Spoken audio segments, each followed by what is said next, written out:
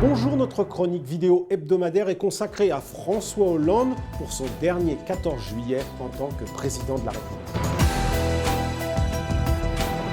Fini le rêve bleu, retour à la réalité pour François Hollande. La parenthèse sportive refermée avec la défaite à l'Euro, le président de la République ne pourra pas surfer sur la liesse populaire qui aurait forcément submergé le pays. Soutien sincère de l'équipe de France, le président a cherché pendant toute la compétition à trouver la bonne distance, évitant d'en faire trop pour ne pas être accusé de récupération, tout en essayant d'associer son image à celle de bleu redevenu populaire. S'il espère que le bon parcours des footballeurs va atténuer le climat anxiogène, sinon dépressif du pays, le président sait aussi que son opération de communication « ça va mieux » a laissé les Français sceptiques, sinon indifférents, voire ironiques. En réalité, à 10 mois de l'élection présidentielle, la situation politique de François Hollande est purement et simplement injouable.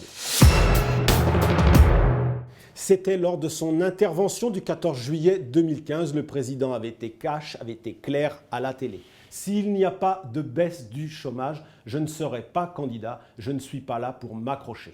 Que va-t-il donc pouvoir dire cette année à l'heure de sa causerie nationale? Car les chiffres sont têtus, reprenons-les dans l'ordre. Les résultats économiques ne sont pas probants. La courbe du chômage fait du yo-yo et les Français ont le sentiment que ça ne s'améliore pas. Par ailleurs, la loi travail n'a pas séduit les Français. Pire, elle a braqué la gauche et une partie de ses électeurs contre lui. Et si les sondages s'améliorent un peu, il gagne 7 points dans le dernier baromètre IFOP match, il faudrait un miracle pour que François Hollande, si on en croit les sondages, se qualifie pour le second tour de la présidentielle.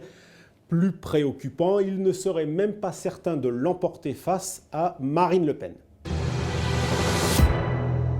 Ce 14 juillet 2016 marque en réalité ce qu'on pourrait appeler la tournée d'adieu du président sortant. Pas le début de sa campagne pour sa réélection, celle-ci a commencé le 14 juillet 2012. Non, François Hollande se bat avec sa gauche pour imposer sa candidature, tant celle-ci n'est plus naturelle dans son camp. Il vient d'ailleurs d'accepter contraint et forcé le principe d'une primaire dont Jean-Christophe Cambadélis a fixé les règles. D'ici cette éventuelle primaire qui pourrait se tenir en janvier, François Hollande va s'atteler à des tâches politiciennes urgentes. D'abord, couper les ailes de son turbulent ministre de l'économie, Emmanuel Macron, en mal d'émancipation, puis cornériser le revanchard Arnaud Montebourg, enfin croiser les doigts pour que Nicolas Sarkozy sorte gagnant de la primaire, car aux yeux de François Hollande, il reste son meilleur adversaire. Le maire de Bordeaux, lui, Alain Juppé, étant beaucoup trop loin d'une part dans les sondages et surtout positionné au centre droit et donc bien placé pour attirer à lui les nombreux déçus de François Hollande.